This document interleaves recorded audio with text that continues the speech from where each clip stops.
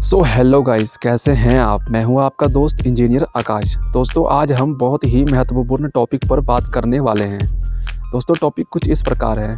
दोस्तों क्या आप एक नया घर बनाना चाहते हैं या आप फ्यूचर में नया घर बनाने के बारे में सोच रहे हैं, तो भी आपका इस वीडियो को देखना बहुत ज़रूरी है, क्योंकि इस वीडियो में मैं आपका एक बहुत ही बड़ा कन्फ्यूजन दूर कर दूंगा। दोस्तों लोग जब नया घर बनाते हैं तब उन्हें कन्फ्यूजन रहता है कि हमें पैसे बचाने के लिए लोड बेरिंग स्ट्रक्चर बनवाना चाहिए या हमें थोड़ा पैसा लगाकर आरसीसी स्ट्रक्चर बनवा लेना चाहिए। दोस्तों जिन लोगों को आरसीसी स्ट्रक्चर और लोड बेरिंग स्ट्रक्चर के बारे में नहीं पता है, उन्हें मैं यह बता दूं कि load bearing structure RCC structure के मुकाबले थोड़ा सस्ता पड़ जाता है, क्योंकि इसमें कॉलम और बीम प्रोवाइड नहीं कराया जाता। लेकिन क्या बिना कॉलम और बीम के घर आपके लिए सही है? क्या यह इतना मजबूत है जितना हमारे घर को होना चाहिए?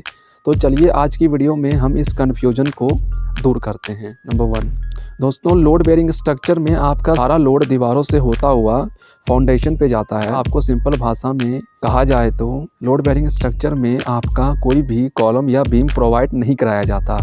वहीं आरसीसी स्ट्रक्चर में आपको कॉलम और बीम प्रोवाइड कराना होता है।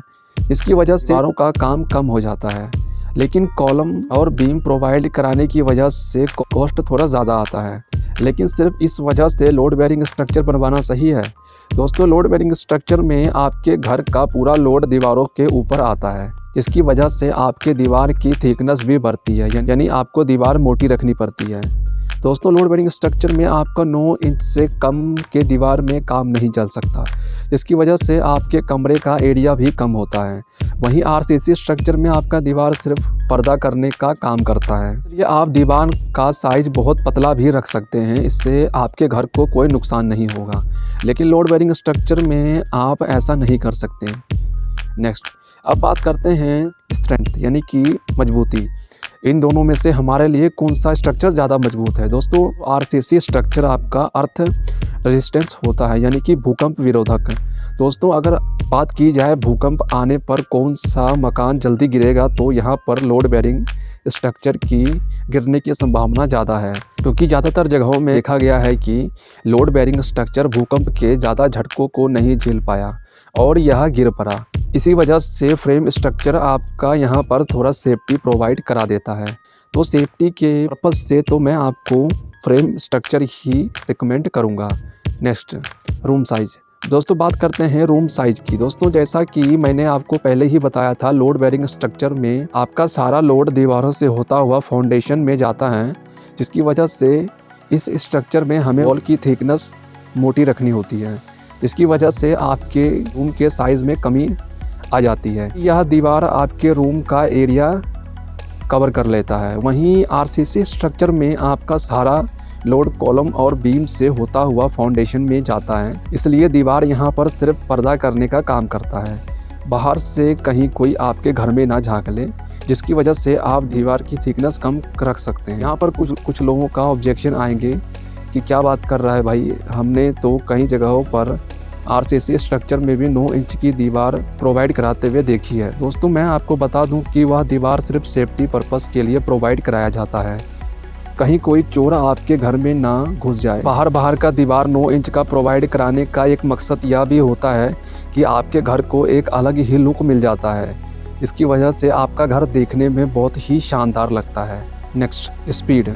अब बात करते हैं दोस्तों स्पीड की। दोस्तों स्पीड के मुकाबले में RCC structure load bearing structure से आगे निकल आता है। बड़े शहरों में आपने देखा होगा कि फ्रेम स्ट्रक्चर में एक मंजिल के ऊपर दूसरे मंजिल का स्लैब रखकर नीचे से ब्रिक वर्क कर दिया जाता है। लेकिन लोड बेरिंग स्ट्रक्चर में आप फर्स्ट फ्लोर से सेकंड फ्लोर बनाना चाहते हैं, तो आपको पहले फर्स्ट फ्लोर के सूखने का इंतजार करना पड़ेगा। इसमें आपके लेबर मिस्त्री की स्पीड भी कम होती है, जिसकी वजह से यह स्ट्रक्चर बनने में आपका काफ़ी समय लग जाता है। अगर आपको जल्दी से अपना घर तैयार चाहिए तो आप आरसीसी स्ट्रक्चर की तरफ ही जाएं। नेक्स्ट, दोस्तों आरसीसी स्ट्रक्चर में आप जितनी चाहें उतनी ऊपर छत रख सकते हैं। बीम और कॉलम प्रोवाइड कराने की वजह से आपको इसमें कोई प्रॉब्लम नहीं आएगा। वहीं लोड बेयरिंग स्ट्रक्चर में आप 3 मीटर से ऊंची छत नहीं रख सकते, क्योंकि सारा लोड दीवारों से होता हुआ फाउंडेशन पर जाता है। इसकी वजह से यह काफ़ी ज़्यादा रिस्की हो जाता है। नेक्स्ट दोस्तों, लोड बेयरिंग स्ट्रक्चर में डिसएडवांटेज यह है कि इस स्ट्रक्चर में आप अपने रूम का साइज 10 या 11 फीट से ज़्यादा नहीं रख सकते, क्योंकि यह थोड़ा रिस्की हो जाता है।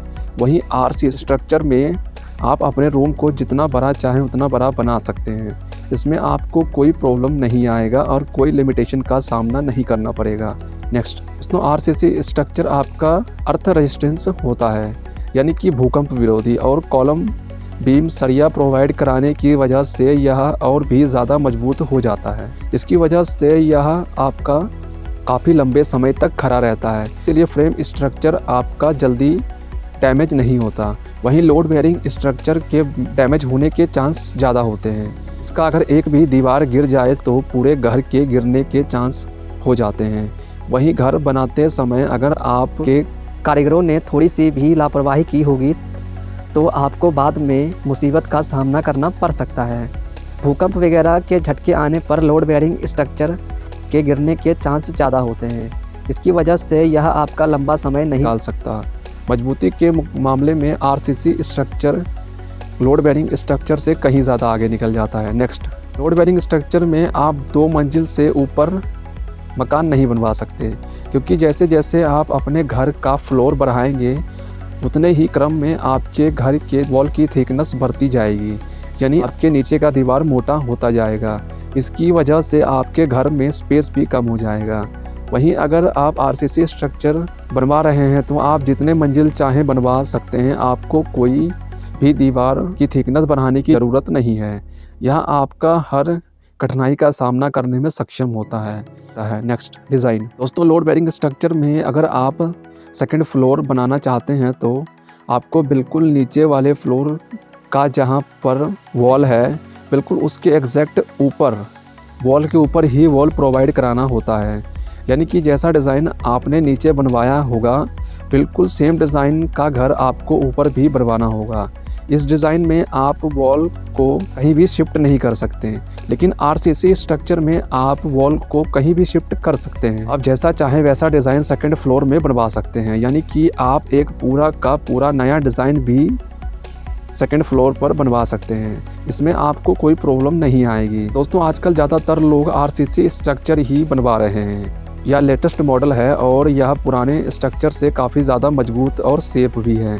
दोस्तों, मेरे हिसाब से लोड बेयरिंग स्ट्रक्चर में आपको सिर्फ यह एडवांटेज मिलता है कि इसमें आपको कॉलम और बीम का खर्चा बच जाता है, लेकिन दोस्तों मेरे हिसाब से यह इतना बड़ा एडवांटेज नहीं है, क्योंकि जहां पर आप कॉलम और बीम प्रोवाइड नहीं कराएंगे वहां पर भी आप खाली नहीं छोड़ सकते। आपको वहां पर भी ब्रिक वर्क तो कराना ही होगा। खर्च तो दोस्तों आपका उसमें भी आएगा, लेकिन इसमें आपका सरिया लोहा आदि का खर्च बच जाएगा। तो लॉन्ग टाइम सेफ्टी को देखते हुए, लोड बेयरिंग स्ट्रक्चर के डिसएडवांटेज को देखते हुए और आरसीसी स्ट्रक्चर को एडवांटेज को देखकर मैं आपको यही कहूँगा कि आप आरसीसी स्ट्रक्चर ही बनवाएं, क्योंकि यह लेटेस्ट मॉडल है और बहुत ज़्यादा सेफ भी है। तो दोस्तों मेरे हिसाब से आपको आरसीसी स्ट्रक्चर ही बनवाना चाहिए, क्योंकि इसके एडवांटेज के मुकाबले डिसएडवांटेज कुछ भी नहीं है। लोड बेयरिंग स्ट्रक्चर में डिसएडवांटेज ही डिसएडवांटेज देखने को मिलता है। तो मेरी सलाह तो आपसे यही है कि आप थोड़ा रुक कर बनवाएं, लेकिन आरसीसी स्ट्रक्चर ही बनवाएं। दोस्तों, अगर आपको इस चैनल से कुछ नया सीखने को मिला है तो चैनल को सब्सक्राइब करें और वीडियो को लाइक करें और शेयर करें। मिलता हूँ आपसे अगली वीडियो में, तब तक के लिए धन्यवाद।